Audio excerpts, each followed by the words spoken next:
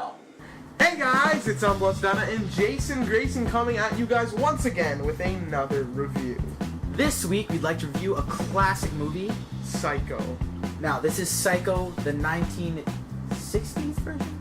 I think it's right on the dot. It's 1960. Yeah, 1960. Not the remake with that Vince Vaughn. I've always wanted to watch it. Jason Grayson, always wanted to watch it. First viewing, which is weird because we are movie connoisseurs. Yeah, I mean, I don't know, I just never had the chance to watch it, so we jumped on it, and now we're reviewing it. Before we begin, we want to make sure this will contain some spoilers. Yeah, spoiled milk, it'll have a bunch. And you know, it does not taste good. It's chunky.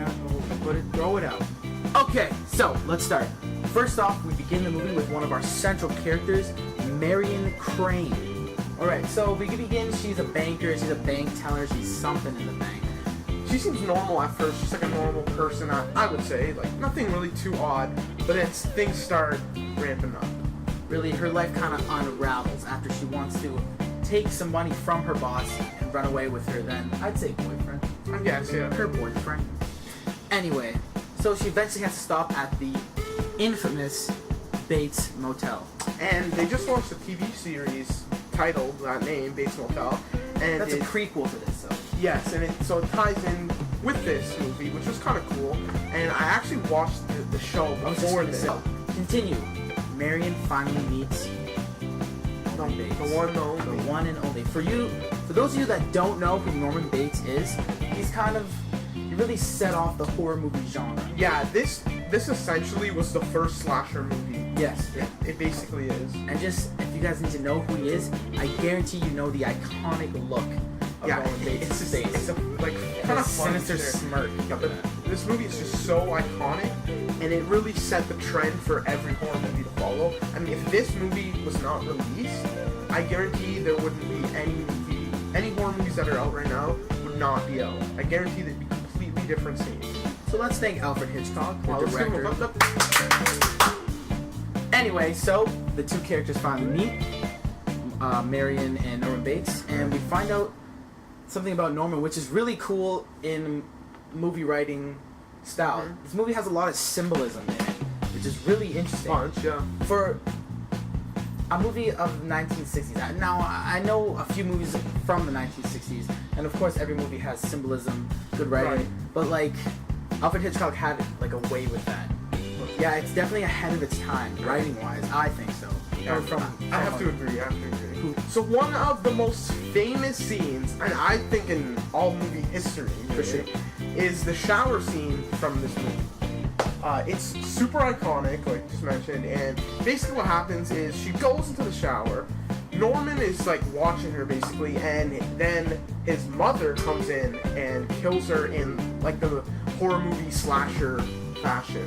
Well, one shot that I really like, that I have to say, is it's the drain like spinning, and then it cuts to her eye, and it fades into her eye, and I thought that looked so cool.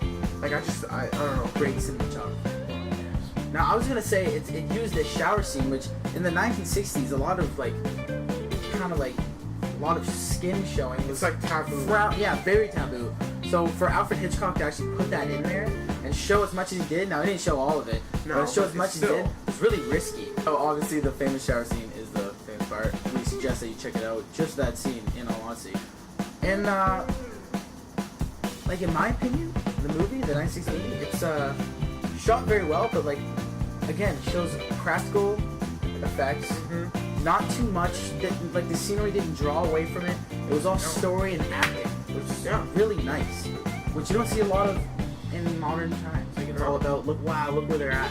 It's true, and that's kind of why I like older films in general. The world that was made in this was really believable.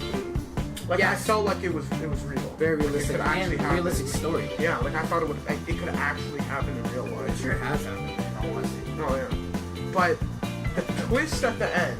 I don't want to get into too much of it. Yeah, well, the twist at the end was really good. I'm blessed that I kind of called it. Because I'm not gonna lie, I usually call things, and I didn't really see it coming.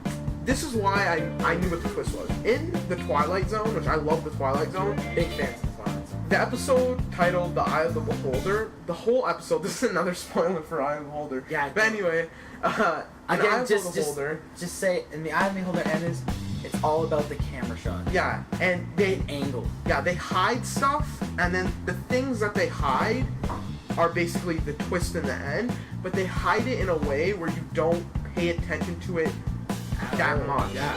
Really. So, and it was really similar that like the Eye of the Beholder and Psycho. So I kind of seen it coming, I guess. But the twist was, it was perfect. I think it really. I didn't see it coming. Really great. Honestly, I suggest this movie, this thriller, over a lot of other ones that I see today. It's just, you watch them and they just become cheesy, they just become corny. This one has aged beautifully over time. It truly has. Honestly. Writing, acting, twist, plot, story, everything. It's pretty much perfect. I mean, you can't really ask much more in a film. You can't, seriously. For those of you who want a general idea of it, it's about a boy with mommy issues trying to deal with it. Mommy knows best, I'll tell you that. Mommy knows. A mother is a boy's best friend. Yeah. Mother is a boy's best friend. What's your rating on this film? I have to give this rating 9 stuffed birds out of 10. I myself am going to give it an 8.5 stuffed birds out of 10. That's pretty good. A little bit of a difference. A little bit of a difference. What's the 0.5 for? Come on. Okay, this is no movie's perfect. It can't be. No movie is perfect. You can't. It's impossible. If you find a perfect movie, you're lying. So, once again, I'm Jason Grayson, he's Blessed Data, we're Too Late Movie Reviews, and we will see you at the box office. See you guys.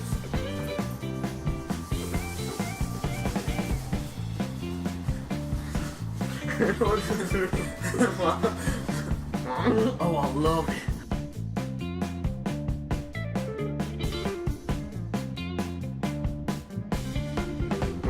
Oh, I love it.